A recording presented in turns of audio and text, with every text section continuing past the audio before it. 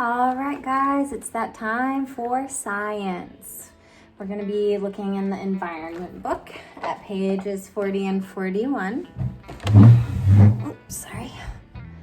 So that's what we're going to be reading today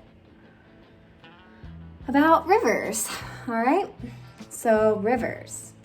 When rainwater falls on bare rock or thin soil, it flows downhill across the surface of the land.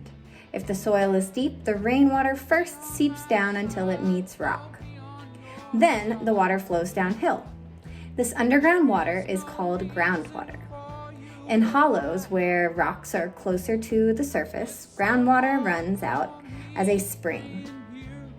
On the surface of land, water flows in channels. A small channel of water is called a stream. Water constantly wears away at a stream, making it deeper. As more water flows from higher ground or from springs into a stream, the stream grows into a river. A river is home to many plants and animals. They live in distinct zones, which are called the headwaters: the trout beck, the minnow zone, the bream zone, and the estuary. So let's look down here at the estuary. An estuary is where a river widens and meets the sea. The incoming tide brings salty seawater upstream, where seawater and river water mix. Small particles of soil sink and form banks of mud. The sea may also deposit sand. Worms and other small animals feed on the mud. They, in turn, are food for wading birds, like the heron, if you guys see that right here. It hunts for fish in shallow water. So now we're gonna look up here at the minnow zone. So the river slows as it leaves the hills. Sediment, or mud, collects in its stony bottom, and plants take root in the mud. This is the minnow, or grayling zone.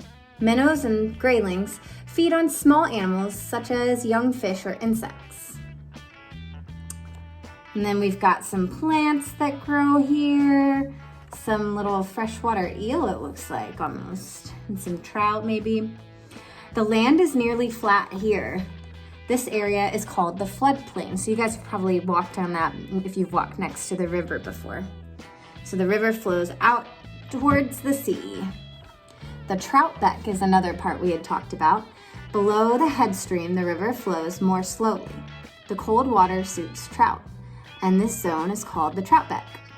The current is too fast for the sediment to build up, and stones are dragged along the clear riverbed. So now we're going to talk about the water cycle and how all that connects. So Earth continually recycles the same water supply it always has.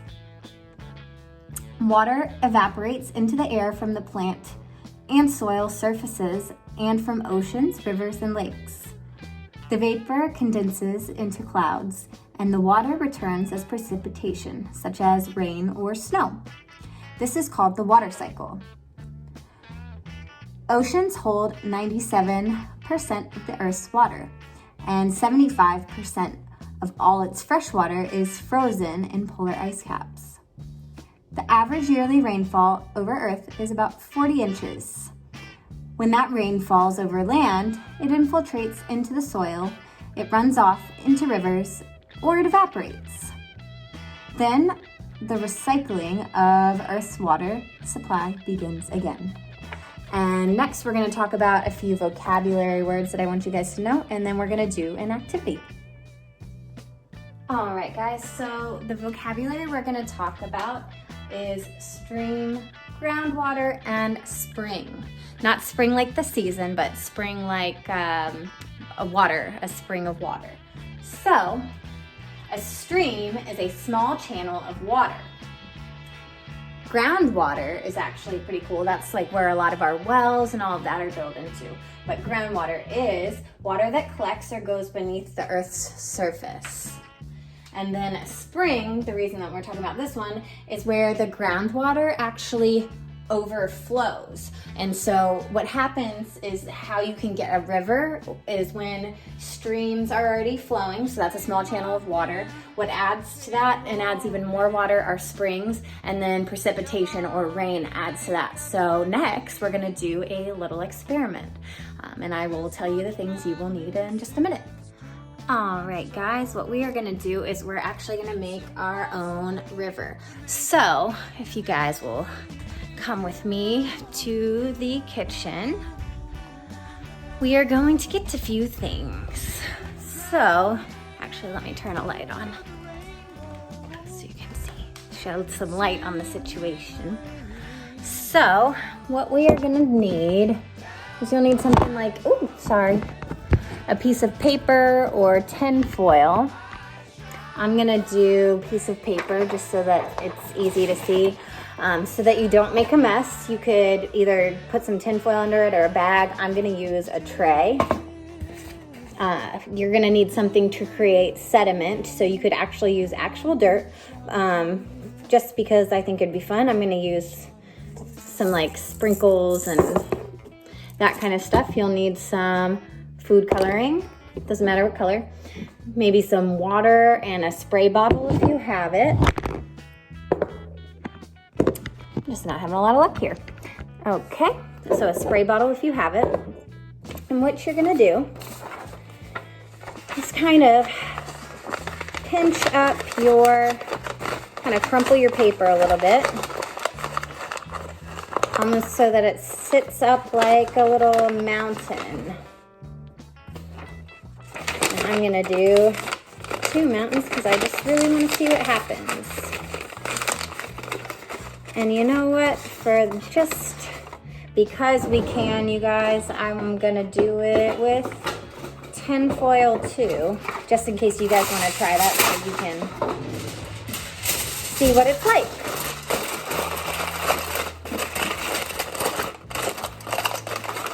So, we've got our weird little mountain range here. I'm gonna give you guys a view. So that's our strange mountain range. And what we're gonna do now is kind of sprinkle around our sediment. So mine is in little Jimmy sprinkles. So I added those. Now I'm gonna add some crystal sugar, so you guys can see that. So it's kind of sitting up here at the top of my mountains in some places. And then, let's add some gold. You guys see that?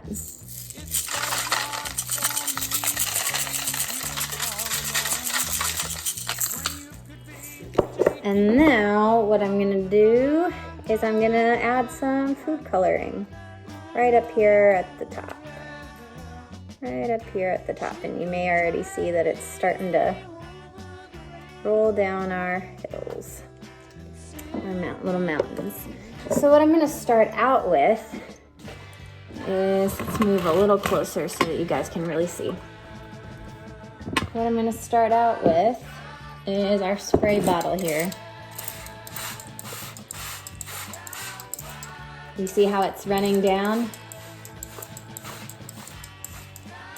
And it's running off into all kinds of little directions. You guys see right here? You can actually really see it's moving really good. Oops, sorry, didn't mean to spray you guys. But everything's running down, down, down, down, down to the bottom of the mountain, making rivers. So our groundwater would be feeding that.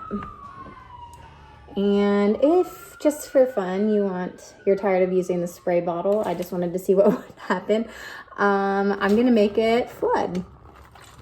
So it's really, really, really coming down. And let's see if I can get you guys at a better angle here to see.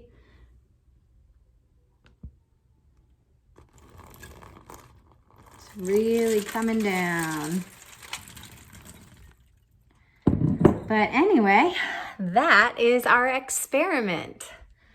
So let's take a look at it from this side, all down from our mountains.